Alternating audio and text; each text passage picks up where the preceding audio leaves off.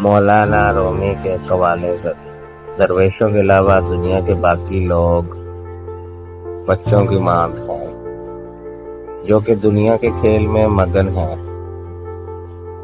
الوداع صرف ان لوگوں کے لیے جو آنکھوں سے پیار کرتے ہیں، کیونکہ جو دل سے پیار کرتے ہیں ان کے لیے جدائی نام کی کوئی چیز نہیں۔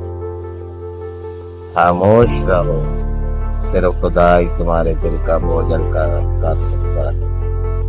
ہر کسی کو کسی نہ کسی کام کے لیے بنایا گیا ہے، اس کام کی تمنا دل میں ڈال دی گئی۔ اللہ تعالیٰ جب کسی بندے سے ناراض ہوتا ہے تو پاکیزہ لوگوں کی عیب جوئی میں مشغول کر دیتا ہے۔ جینا چاہتے ہیں تو پرندوں سے سیکھو، کیونکہ جب وہ چہکتے ہیں تو انہیں پرواہ نہیں ہوتی کہ ان کا چہکنا کس کس کو ناگوار گزرتا ہے۔ انسان کا دل اور نظر جب قابو میں نہ ہو تو وسوسے پیدا ہوتے ہیں۔ زندگی میں جب تم تنہائی محسوس کرو تو یاد رکھو کہ خدا نے سب کو دور کر دیا ہے تاکہ پیچھے تم اور وہ رہ جائیں۔ اگر تم قرآن کو آنکھوں سے دیکھو گے تو الفاظ نظر آئیں گے، دماغ سے دیکھو گے تو عالم نظر آئے گا، دل سے دیکھو گے تو محبت نظر آئے گی، اگر اپنی روح سے دیکھو گے تو خدا نظر آئے گا۔ اتنا جھوٹ نہ بولو کہ تمہارے سوچ سے تو اڑ جائے۔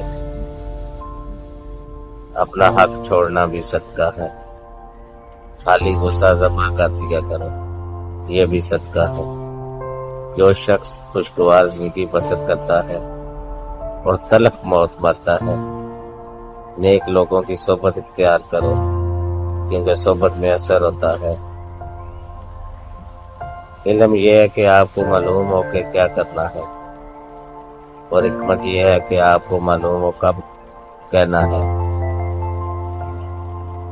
پرندے جب اڑنے کی ٹھان لیں تو ہوا کا راستہ دینا پڑتا ہے۔ صبر یہ ہے کہ جب تمہیں کوئی تکلیف پہنچے تو تم اس پر اوزاری کرو۔ معزز بننا چاہتے ہیں تو دوسروں کی عزت کرو، کیونکہ یہ کام معزز بندہ ہی کرتا ہے۔ یہ انسانیت کا کمال ہے۔ اللہ تعالیٰ سے بجلی بنا دیتا ہے جو یہ چار کام کرتا ہے: کم کھاتا ہے، کم سوتا ہے، کم بولتا ہے اور لوگوں سے میل جول کم رکھتا ہے۔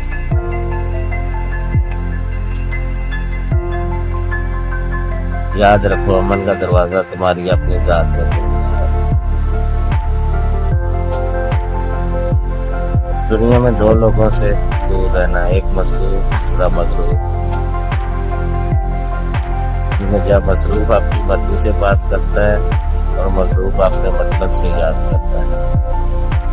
ان لوگوں کا رزق، دولت اور عزت کم رہتی ہے جو دوپہر کے وقت نماز ظہر ادا کرتے ہیں۔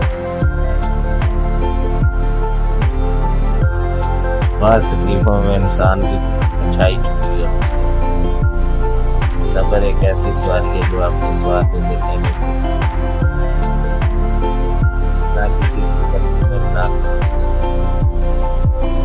اللہ کا